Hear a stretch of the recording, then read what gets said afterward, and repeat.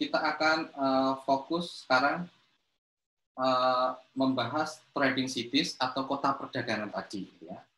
Ini konsepnya tadi telah kita pelajari, nanti silakan baca sendiri. Artinya asumsi equal productivity tidak relevan sehingga muncul trading cities, gitu ya. Nah, tadi saya sudah bicara bahwa kalau equal productivity ini tidak ada, produktivitasnya berbeda-beda, orang akan melakukan spesialisasi. Kemudian orang akan melakukan perdagangan. Setelah itu mereka akan memperoleh gain.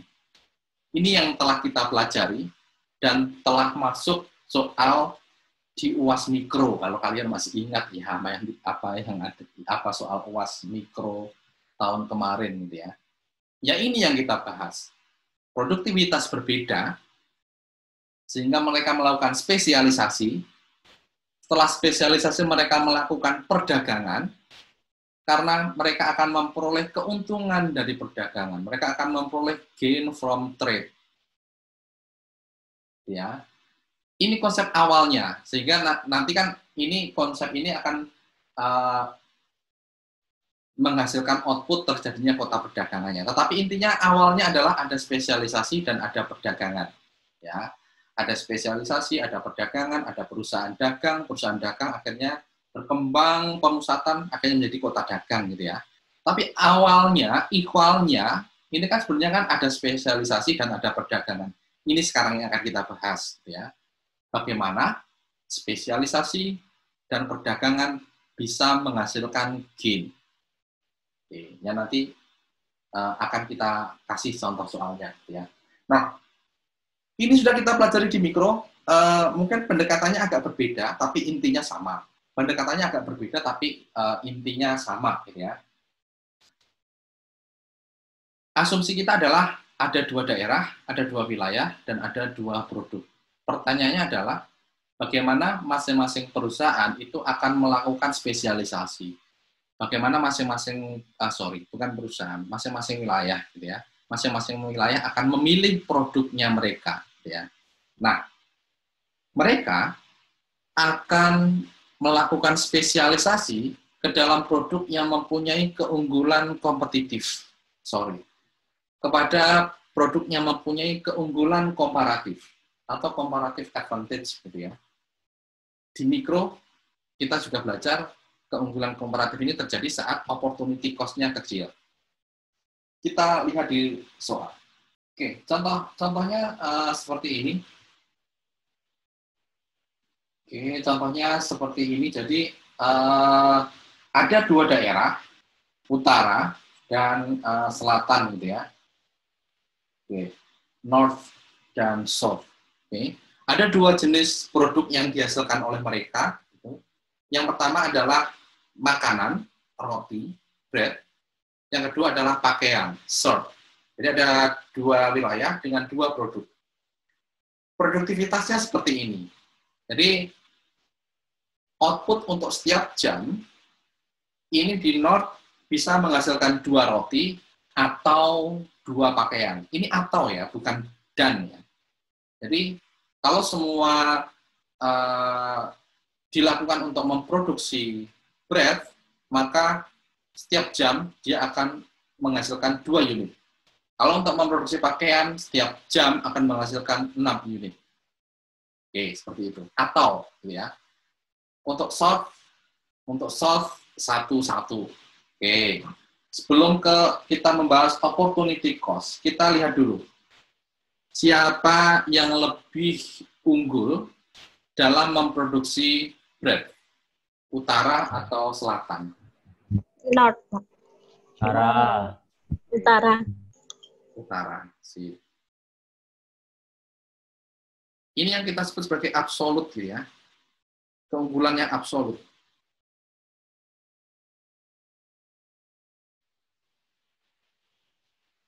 Keunggulan absolutnya adalah yang memproduksi roti, ini adalah North.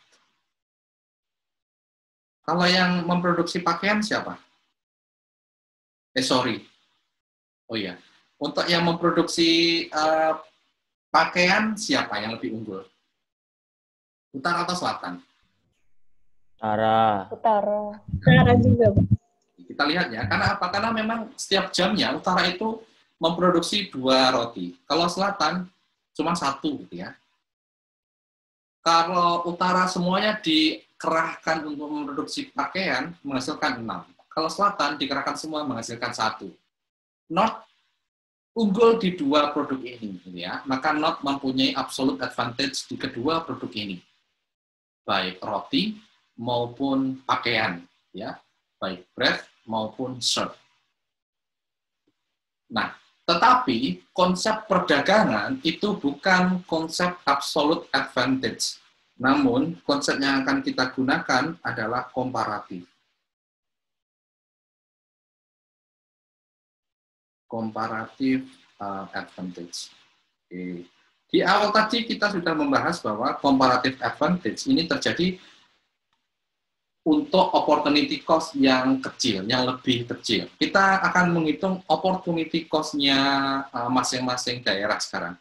Untuk utara, opportunity cost untuk memproduksi satu makanan, ya. Ini cara membacanya, ya. Opportunity cost untuk memproduksi satu makanan atau satu roti, satu bread, ini adalah ini. Kalau utara memproduksi satu bread, ini identik dengan berapa short? 3. Oke. 3 short. Oke, gitu ya. Karena apa? Karena utara tadi memproduksi 2 roti itu sama dengan 6 pakaian. Kalau opportunity cost 1 bread, maka 3 pakaian, gitu ya. 6 dibagi dengan 2. Opportunity cost untuk memproduksi satu shirt berapa bread? Setengah. 2 dan 1/3. Oke. Untuk short sekarang opportunity cost untuk satu bread ini adalah 1 short. Oke. Opportunity cost untuk memproduksi satu shirt ini adalah 1 bread. Sekarang kita lihat untuk, oke. Jadi kita akan menghitung comparative advantage nih. Siapa yang mempunyai comparative bread, siapa yang mempunyai comparative salt, ini yang akan kita lihat. Oke, kita lihat di bread-nya dulu. Bread. Oke. Ini bread. Utara, opportunity cost 1 bread adalah 3 short. Untuk selatan, 1 short. Tadi kita sudah membahas comparative advantage adalah yang opportunity cost-nya lebih kecil. Maka opportunity cost-nya yang lebih kecil adalah utara atau selatan? Selatan. Selatan. 1 lebih kecil daripada 1/3. Jadi untuk bread ini adalah short. Atau short ini akan melakukan spesialisasi memproduksi bread. Sekarang kalau kita lihat dari short sekarang, kita lihat dari short. Oke, kita bandingkan ini shortnya north, ini adalah shortnya south. Oke, opportunity cost-nya adalah 1/3, ini adalah 1. Mana yang lebih kecil? Utara atau selatan? Oh. Utara. Utara. Intinya kalau comparative advantage-nya bread itu short, maka short udah pasti north, gitu ya. Tidak mungkin dua-duanya mempunyai comparative advantage yang sama, gitu ya. Kalau satu bread udah pasti satu short. Inilah sehingga akan terjadi spesialisasi. Jadi short akan melakukan spesialisasi dan dia akan mengkhususkan diri memproduksi bread. North akan memproduksi pakaian, gitu ya. Itulah spesialisasi yang akan terjadi. Nah, saat terjadi spesialisasi ini, kemudian mereka akan saling berdagang. Oke. Jadi salt dagangannya adalah bread, dia akan menjual breadnya, not akan menjual shop-nya, menjual pakaiannya, ya. Sehingga terjadi perdagangan, shop nantinya akan memperoleh pakaian, not akan nantinya memperoleh bread, dan akan terjadi gain. Oke. Itulah yang terjadi, ya. Sehingga perdagangan akan terjadi, muncul perusahaan dagang rame, pemusatan penduduk, pemusatan ekonomi, muncul kota dagang, trading cities. Nah, bagaimana dari sini, dari keunggulan komparatif ini hingga menjadi gain, ya, hingga terjadi gain. Oke, kita hapus lagi ini yang karena kita akan mempelajari gain. Dari sini kita sudah memperoleh, sebenarnya kita sampai di sini, sampai dengan coret-coretan ini tadi, kita hanya ingin memperoleh simpulan mereka mempunyai spesialisasi mana, ini ya.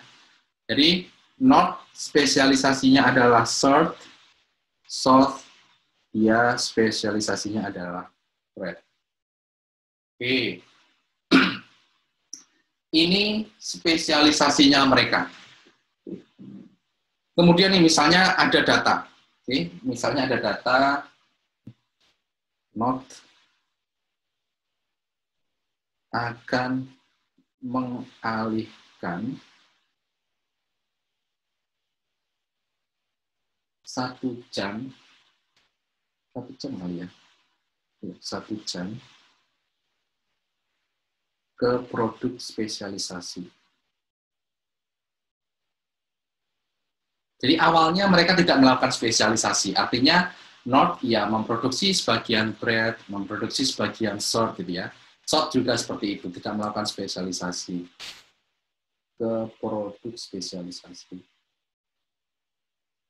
Misalnya nih ya soalnya ya, dan South Selatan ini juga mengalihkan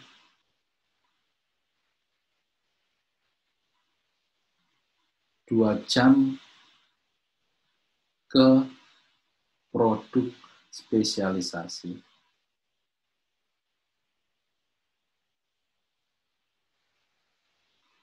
Oke, misalnya nih, not mengalihkan 1 jam ke produk spesialisasi dan short mengalihkan 2 jam untuk ke produk spesialisasi gitu ya.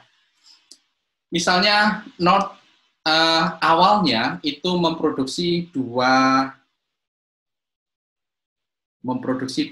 bread ini. Oke. Dan short awalnya memproduksi 2 short gitu ya, karena 2 jam ya. Karena 2 jam, 2 short jadinya. Oke. Kemudian mereka akan melakukan spesialisasi. Dampaknya seperti apa spesialisasi ini? Oke. Dia akan melakukan spesialisasi. Not akan mengalihkan 1 jam ke produk spesialisasi. Oke, sehingga 1 jam yang awalnya digunakan untuk memproduksi 2 roti akan dialihkan untuk memproduksi short. Setelah dialihkan, maka rotinya akan berkurang 2, dan shortnya akan bertambah 6.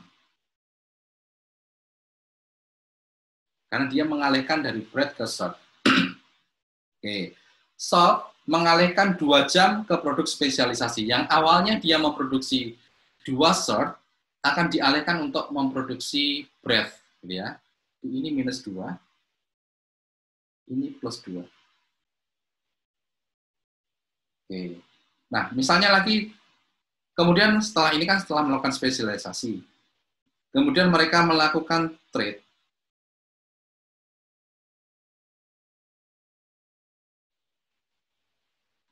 Oke. Misalnya trade yang dilakukan adalah 2 bread untuk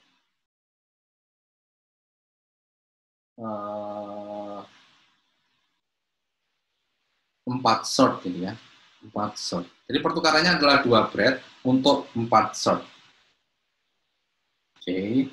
Jadi yang not tadi kan dia memproduksi short memproduksi bread. Kemudian mereka melakukan pertukaran dengan nilai tukar 2 bread untuk 4 short, ya. Jadi short dia akan menjual 2 bread-nya. Jadi sekarang setelah adanya trade atau perdagangan, short akan menjual 2 bread-nya, berarti dia berkurang 2 ke not. Jadi not akan memperoleh 2 bread dengan 4 short. Jadi not akan mengkompensasi dengan menjual 4 short-nya kepada short, sehingga dia memperoleh 4. Oke, ini keadaan trade-nya. Nah, dari sini akan dari selisih antara spesialisasi dan trade ini, gitu ya, inilah yang merupakan gain from trade.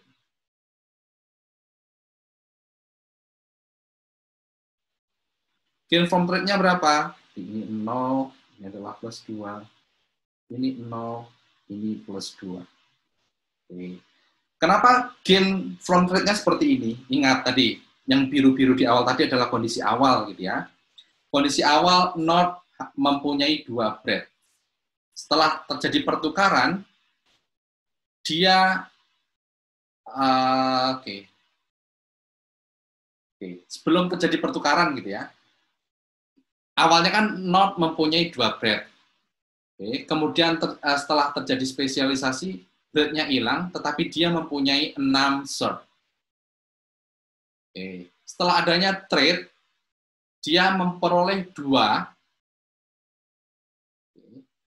dan dia berkurang 4 sehingga total short-nya sekarang menjadi 2. Jadi secara akumulasi, jadi sekarang ini dia itu memperoleh 2 bread dan 2 short, yang awalnya hanya 2 bread.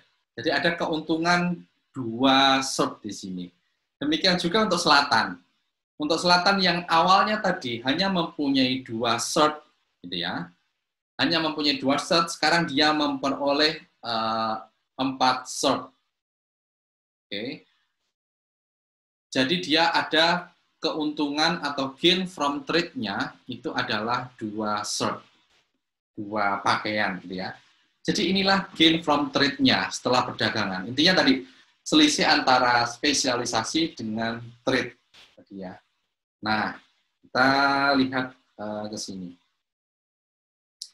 Keuntungan dari not, gain from trade-nya tadi adalah 2 short.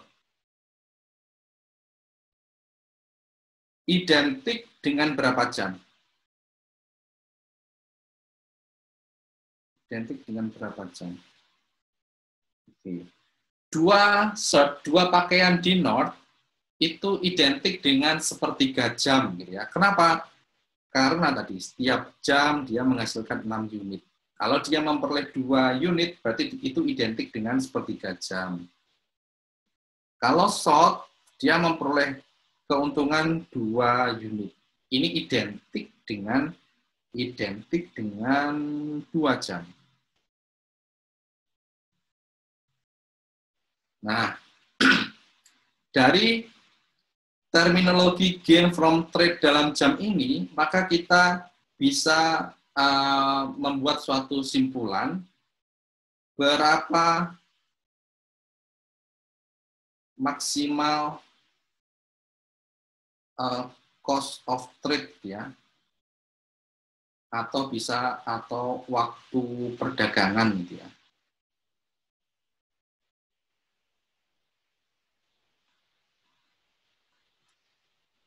Jadi waktu perdagangan bagi not ini harus kurang dari sepertiga jam. Untuk short tadi harus kurang dari 2 jam. Kenapa seperti ini? Kenapa seperti ini? Karena ya gain-nya tadi adalah yang not adalah 2 unit ya, identik dengan sepertiga jam. Kalau waktu perdagangannya adalah lebih dari sepertiga jam, misalnya 1 jam, gitu ya, Kalau mereka tidak melakukan perdagangan, kemudian mereka melakukan produksi 1 jam itu dapat 6 unit. Padahal kalau tadi kalau nggak berproduksi, tetapi hanya tukar-menukar, hanya dapat 2 unit ya. Rugi dia melakukan perdagangan. Oke. Jadi waktu perdagangannya harus kurang dari 1/3 jam. Ini bagi North, dan bagi South dia harus kurang dari 2 jam. Kalau ini terjadi, maka perdagangan bisa dilakukan. Kalau secara akumulasi kan berarti kurang dari 1/3 jam ya, secara akumulasi. Syaratnya kan berarti kurang dari 1/3 jam. Kalau ini terjadi, maka perdagangan bisa dilakukan. Perdagangan bisa dilakukan berarti ada trading firm. Trading firm ada berarti ada pemusatan. Pemusatan ada berarti ada kuota. Gitu ya. Trading situ. Oke, seperti itu alurnya. Oke, sampai sini ada pertanyaan? Kalau nggak ada pertanyaan, kita ke latihan soal.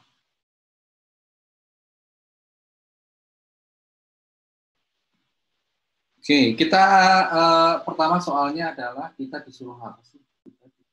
Yang pertama kita diminta untuk menentukan apa tadi? Saya lupa soalnya. Opportunity cost, Pak. Oke, opportunity cost dari North berapa untuk memproduksi 1 bread berapa? 2, Pak. 2 shot. Oke. Untuk memproduksi 1 shot? Setengah. Berarti sebenarnya berkebalikan itu ya. 2 berarti udah setengah pastinya. Oke, ini 1, ini 1 gitu ya. Oke, kemudian spesialisasi, maka North untuk bread dulu. Kita lihat bread. North 2S, South 1S, maka untuk bread itu spesialisasinya siapa?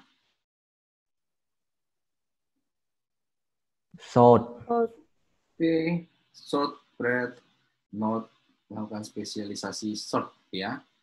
Jadi spesialisasinya South dia memproduksi roti, North memproduksi shirt atau pakaian gitu ya, dengan memilih opportunity cost yang lebih kecil. Kemudian keuntungan dari perdagangan. Ini ada info tambahan bahwa North mengalihkan 1 jam produksi dari bread ke shirt, South mengalihkan dari 2 jam dari shirt ke bread. Okay. Dia melakukan spesialisasi. Dua keadaannya adalah keadaan spesialisasi.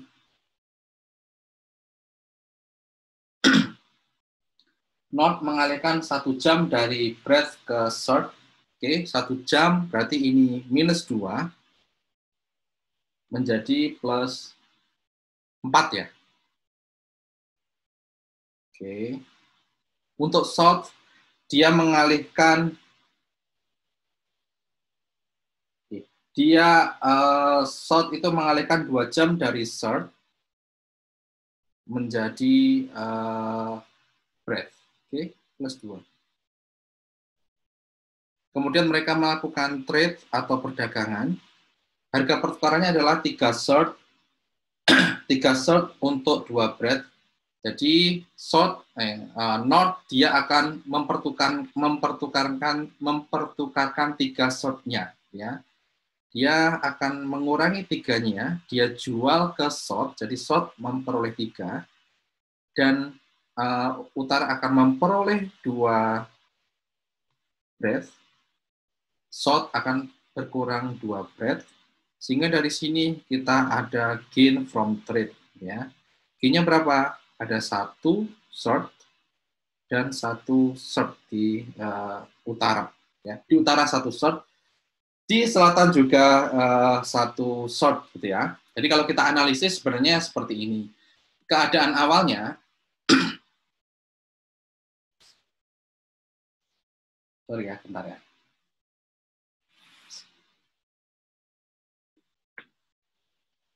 Oke, keadaan awalnya misalnya adalah North itu mempunyai 2 roti nih. North mempunyai 2 roti dan dia kondisi awalnya 2 roti. Dia kemudian melakukan spesialisasi, 2 roti tadi dialihkan untuk memproduksi 4 shirt. Jadi sekarang setelah spesialisasi dia memproduksi 4 shirt ya. Kondisi awalnya dia mempunyai 2 bread Jadi 4 set diproduksi. 4 set ini dia akan mempertukarkan 3 dijual, oke, sehingga dia tinggal 1 dan dia akan memperoleh 2 bread. Kondisi akhirnya dia mempunyai 2 bread dan 1 short. Oke, berarti di sini gain from trade-nya adalah 1 short.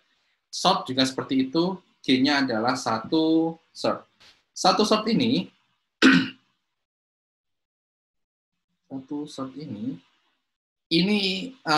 di utara ini identik dengan 1/4 jam ya, karena untuk memproduksi 1 shot itu diperlukan waktu 1 jam. Kalau untuk shot ini, 1 shot ini identik dengan 1 jam. Oke. Apakah akan terbentuk trading cities? Waktu transaksinya adalah 30 menit. Apakah akan terjadi perdagangan?